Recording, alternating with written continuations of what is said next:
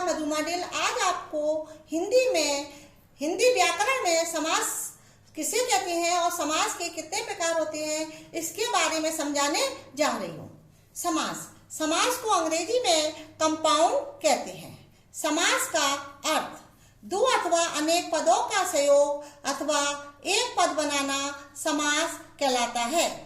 समास दो शब्दों से मिलकर बना है। सम प्लस आस। सम का अर्थ होता है पास, आस का अर्थ होता है रखना, पास पास रखना। परिभाषा परस्पर संबंधित दो अथवा दो से अधिक शब्दों के संयोग को समास कहते हैं। कहने का तात्पर्य है कि दो या दो से अधिक शब्दों को मिलाकर एक शब्द बनाने की प्रक्रिया को समास कहते हैं, जैसे सत्याग्रह, पिता पुत्र आदि। समस्त पद आपस में मिले हुए दो शब्दों को समस्त पद कहा जाता है, जैसे यथाशक्ति। यथा पूर्व पद, शक्ति उत्तर पद। यथाशक्ति इस पूरे शब्द को समस्त पद कहा जाता है।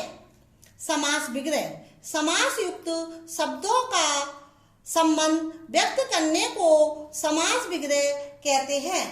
अर्थात पदों को जब अलग अलग करके लिखा जाता है उसे हम समास विग्रह कहते हैं, जैसे राजपूत बराबर राजा का पूत। समास के भेद। समास के 6 प्रकार होते हैं। पहला है अव्ययीभाव समास, दूसरा है तत्पुरुष समास, तीसरा है द्वंद्व समास, चौथा है द्विगु समास, पांचवा है कर्मधारय समास, छठा है बहुब्रीहि समास। अब सबसे पहले लेते हैं हम अव्ययीभाव समास। अव्ययीभाव में पहला पद प्रधान होता है तथा उसके मेल से पूर्ण समस्त पद अव्यय बन जाता है। तात्पर्य है कि जिस समास का समस्त पद अव्ययीभाव दर्शाए या अव्यय का बोध कराए वहाँ अव्ययीभाव समास होता है। जैसे समस्त पद है यथा कर्म, विग्रह क्रम के अनुसार, यथा विधि विधि के अनुसार, प्रति वर्ष प्रत्येक वर्ष। दूसरा है तत्पुरुष समास, जहाँ दूसरा पद प्रधान हो और किसी कारक की विभक्ति का लोप हो उसे तत्पुरुष समास कहते हैं, जैसे राजमहल, वनवास आदि। कहने का तात्पर्य है तत्पुरुष वह समास होता है जिसका दूसरा पद प्रधान होता है, जिसमें विग्रह करने पर कारक की विभक्ति का प्रयोग किया जाता है और समस्त पद बनाते समय कारक की विभक्ति का लोप हो जाता है। तत्पुरुष समास के भेद। कारक के आधार पर तत्पुरुष समास के 6 भेद होते हैं। पहला है कर्म तत्पुरुष। इस समास में कर्म कारक की विभक्ति को का लोप हो जाता है, जैसे समस्त पद है स्वर्ग प्राप्त, विग्रह है स्वर्ग को प्राप्त। तो अभी मैंने आपको समझाया कि विग्रह करने पर को विभक्ति का प्रयोग किया जाता है, परंतु समस्त पद बनाते समय विभक्ति का लोप हो जाता है।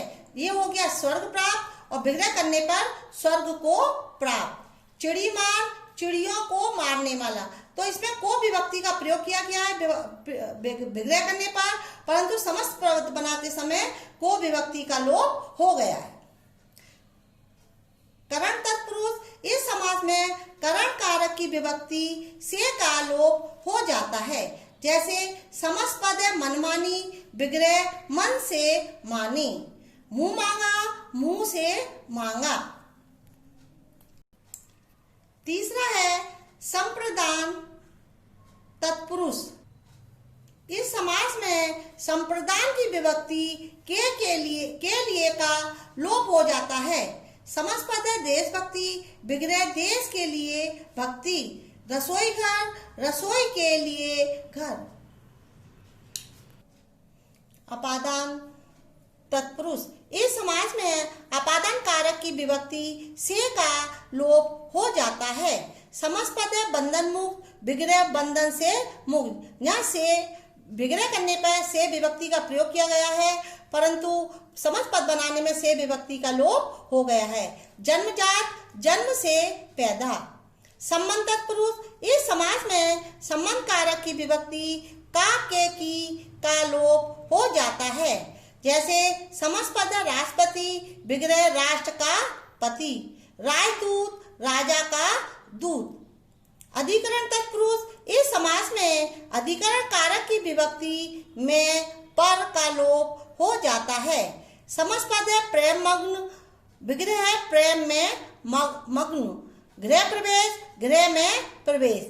तो आपने देखा विग्रह करने में विभक्ति का प्रयोग किया गया है, परंतु समस्त पद बनाते समय से विभक्ति का लोप हो गया है।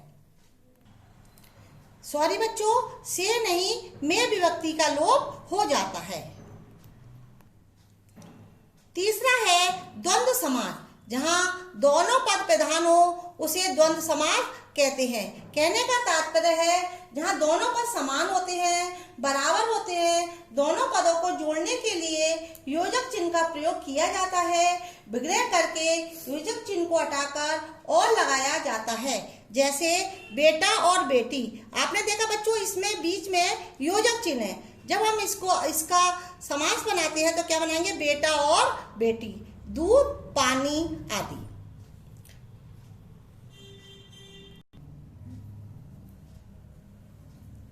द्विगु समास, जिस समास का पहला पद संख्यावाचक होता है उसे द्विगु समास कहते हैं।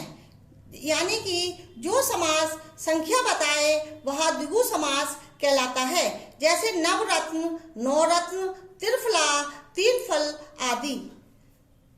समास पद है त्रैमास, विग्रह है तीन माह का समूह, सप्तऋषि, सात ऋषि, त्रिभुवन, तीन भवनों का समूह। पांचवा है कर्मधारय समास, जिसका पहला पद विशेषण और दूसरा पद विशेष्य हो उसे कर्मधारय समास कहते हैं। कहने का तात्पर्य है जिसका पहला पद उपमेय और दूसरा पद उपमान। उपमेय अर्थात जिसकी विशेषता बताई जाए, उपमान जिस चीज से तुलना की जाए, वहाँ कर्मधारय समास होता है। जैसे चंद्रमुख, चंद्रमा के समान मुख, नीलकमल, नीला कमल आदि। समास पद है कमल नयन, विग्रह कमल के समान नयन, विद्याधन, विद्या रूपी धन, लो पुरुष, लोहे के समान पुरुष। बहुविधि समास, जहां दोनों पद प्रधान ना हो और समास पद किसी अन्य अर्थ का वाचक हो उसे बहुविधि समास कहते हैं। यानी कि जब दोनों पद मिलकर किसी तीसरे पद का बोध कराते हैं वहां बहुविधि समास होता है। जैसे दशानन, 10 आनंद है जिसके रावण, नीलकंठ, नीलाकंठ है जिसका शिव। समास पद पंचानन, विग्रह 5 मुख है जिसके अर्थात ब्रह्मा, गजानन, हाथी जैसा मुख है जिसका अर्थात गणेश जी, दशानन, 10 है मुख जिसके अर्थात रावण। बच्चों, आज मैंने आपको समास के विषय में समझाया है। आशा है कि आपको समझ में आ गया होगा। आप इसे घर पर बार बार पढ़ें और समझने का प्रयास करें। धन्यवाद।